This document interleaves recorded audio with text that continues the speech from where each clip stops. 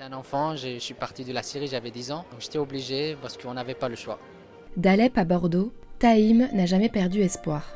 C'est mon père qui a décidé, je me rappelle très bien de sa phrase, il m'a dit ton école c'est terminé, tout est détruit, donc soit on part en Turquie, soit on va mourir ici. Je vous cache pas, j'avais peur de la guerre. À 10 ans, qu'est-ce que tu mets dans ton sac avant de partir? Il y avait mes photos, il y avait mes diplômes de collège et il y avait à quoi manger. Pour nous c'était on va retourner un mois après ou une semaine après. C'était juste à voir et voilà. Alors d'Alep, je suis arrivé direct en Turquie. C'était un minibus. On a payé un petit peu d'argent au passeur et on est rentré, mais pas à la frontière. On a fait un peu le tour. J'ai commencé à travailler direct. 10 ans, 11 ans, je travaillais dans un atelier de textile. On était mal payé. Je me fais taper tous les jours parce que je suis syrien et je suis un étranger. Mais bon, j'étais obligé parce que sinon on mange pas.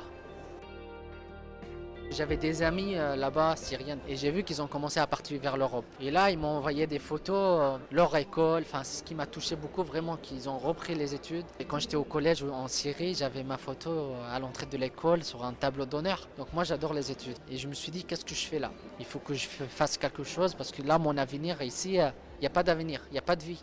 Quand j'ai quitté la Turquie, c'était vraiment l'Allemagne, parce qu'à l'époque, tous les Syriens, ils vont vers là-bas. De la Turquie, en Grèce. On a pris un petit bateau de 1 mètre, même pas. C'est des souvenirs horribles. J'ai vécu la mort. Parce que le bateau, enfin une planche au milieu s'est cassée.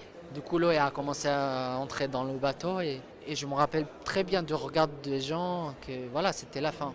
Et moi, je ne vous cache pas, vraiment, j'avais senti que je vais être vivant, malgré tout ce qui se passe au moment du bateau. Mais je sentis que je vais arriver là-bas, en Grèce. En Grèce, quand on est resté pendant 6 mois, j'ai commencé à apprendre l'allemand. Parce que j'ai envie d'avancer. J'ai envie de... Allez, j'ai pas le temps, j'ai perdu mon 4 ans de ma vie à travailler. J'avais pas le choix, mais bon, ça on met à côté. Mais là d'un coup, c'est la France. Je parlais pas du tout. Moi j'ai adoré le foot, je connais Zidane. Et pas grand chose, vraiment pas grand chose. Des petits trucs. Arrivé en France, je me suis senti respecté. Humain, quelqu'un qui existe. Enfin, quand je me présente, oui, je m'appelle Mohamed. Y a rien, mais c'est juste que j'ai senti, il y a un truc qui va pas, qui fait un peu peur, Mohamed. Et moi, j'ai pas envie de faire peur. Enfin, parce que moi, je suis arrivé en France pour avoir des rencontres, avoir une vie normale. Donc je me suis dit, allez, Taïm. Son odyssée syrienne, comme il l'appelle, Taïm la raconte dans un livre écrit à 4 mains avec Charlotte Cana.